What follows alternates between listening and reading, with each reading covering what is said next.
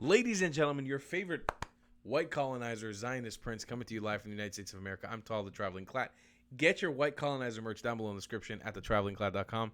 And let's jump right into this video on Douglas Murray.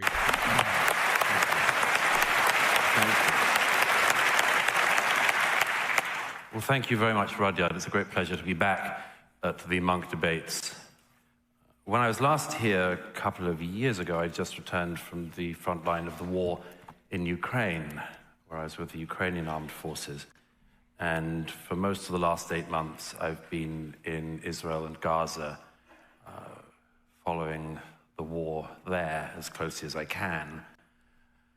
And I won't go into all of the details now that I could give you of what's happening.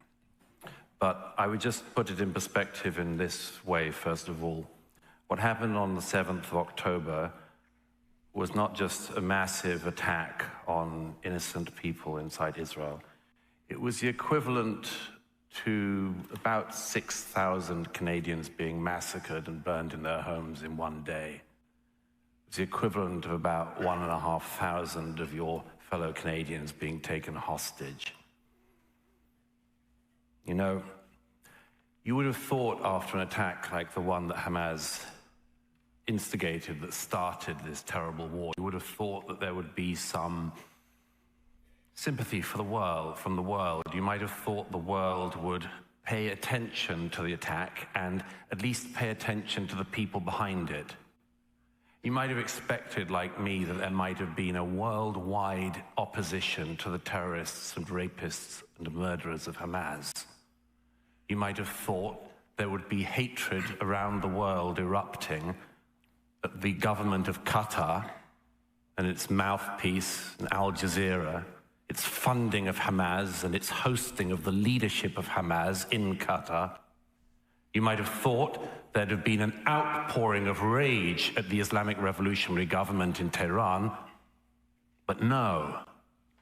There was an immediate outpouring of rage against the state that had been attacked. Bring back our girls, we had 10 years ago in the war in northern Nigeria, which I also covered. Bring back our girls. No international campaign saying bring back our Jewish children. Believe all women, we've been told for years. But turns out, not if the raped women are Jews. Israel is the only country in the world which, when it's attacked, gets attacked more. You know, the interesting thing about anti-Semitism is, as my late friend Jonathan Sachs said, it's a shape-shifting virus. It moves across the centuries. When you could hate people for their religion, the Jews were hated for their religion. Then you couldn't hate people for that anymore, so people hated the Jews for their race. And then after the 20th century, people realized that wasn't such a great idea either. Now, the Jews are hated not for their religion or their race, but for having a state.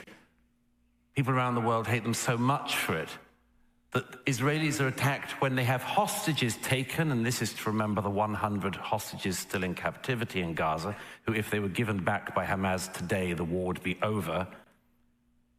And they're also attacked when they rescue their hostages. You know, the interesting thing about anti-Semitism is the Jews can never win, because historically they've been hated for being rich and for being poor. It's true. They've been hated for integrating and for not integrating. They were hated for being stateless. Remember, rootless cosmopolitans, the far right used to say. And now they're hated for having a state.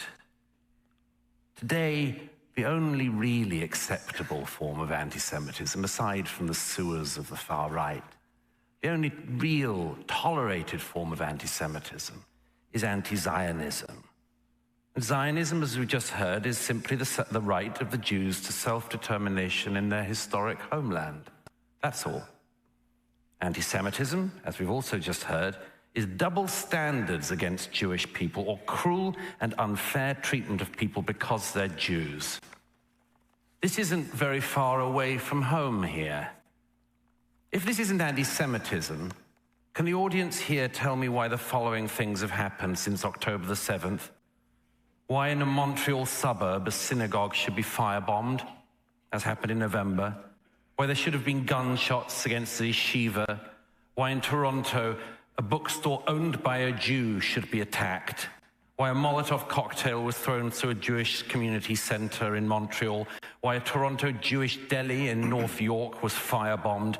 Why in Toronto the Orthodox synagogue was vandalized. Why in Toronto 2 men opened fire the other week on a Jewish girls' school.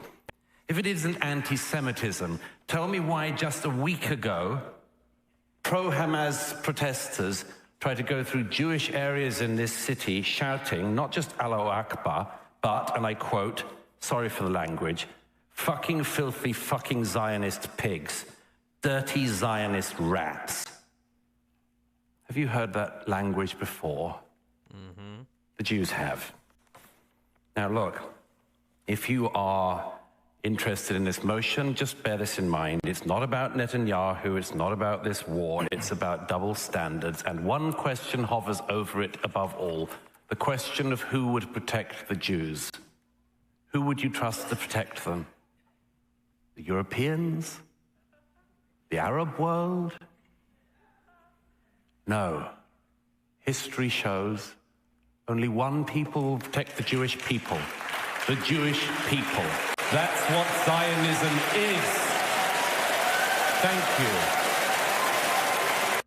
No, that was a weird little clapping thing. I think their audio was out of sync. He's absolutely correct. This is why we don't give a fuck about your weird ICC sanctions. We don't give a fuck about you prosecuting our prime minister, which, by the way, not a lot of us have a lot of sympathy for anymore. Yeah, I mean, again, I love a lot of things about Benjamin Netanyahu, but like most of us don't want him to be prime minister anymore. We acknowledge that. But this is why we don't give a fuck about your opinion, because you're not going to protect us. You think you're going to fucking protect me? Look at the comments in this video. Look at the comments on this YouTube channel. Look at the comments on my Instagram. Just go to any of my social media. Do you know how many death threats I've gotten this last year? I've never served in the army. I've never killed anybody in my life. I am the descendant of refugees of Islamic persecution. Literally a journalist, like any Al Jazeera or Palestinian journalist, the same. On paper, the same. I have never done anything that could quantify me for war crimes or anything. I have not had any rights given to me, not like a single Palestinian journalist has, like a single Palestinian woman and child has. I am condemned to death for what reason? Because I fucking exist. So do you think we give a flying shit about what you have to say? We don't care. You need to understand this in your head. Not only do we not care, but we're coming for you. We're smarter than you. And this isn't a Jewish thing. This is a people who get it thing. It's not about the Jews right now. It's not about the Zionists. It's not about Israel or Israelis. There's people who get it, and there's people who don't get it. I'm one of those people. Strip me away of all my titles. Jew, Indian, whatever the fuck you want to call me. I'm coming for you. And there's thousands just like me that are coming for you. It's going to be slow. It's going to be a hard fight. I might have to pass this fight on to my children. But we're fucking coming for you. And we do it better than you. And well organized. And smarter than you.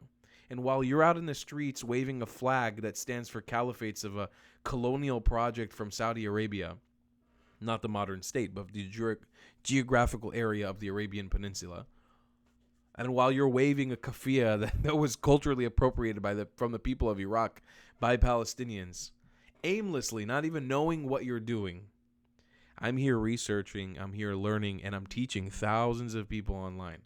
And that's what I'm saying. We're coming to get you. It may not be today, it may not be tomorrow, but we're fucking coming. So prepare yourself.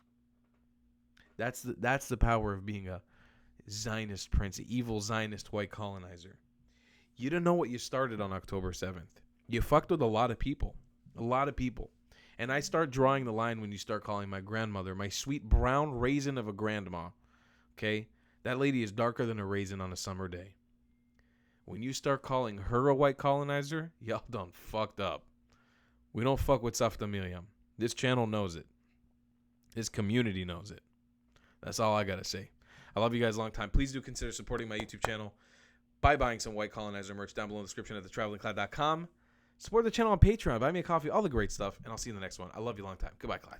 If you believe in my content and want to support me, just know your help is needed. There's a bunch of great ways to support me, being PayPal, Buy Me a Coffee, or joining my Patreon community down below. Patreon is the best way to support my channel, and you'll get a bunch of cool perks depending on what tier you join. Another great way to support me is by buying my merchandise on thetravelingclat.com. I regularly drop new merch designs like this beautiful hat or this amazing shirt, where you can support the channel and get something cool for yourself. I also have an amazing Discord community with people from all over the world. Thank you so much for your support.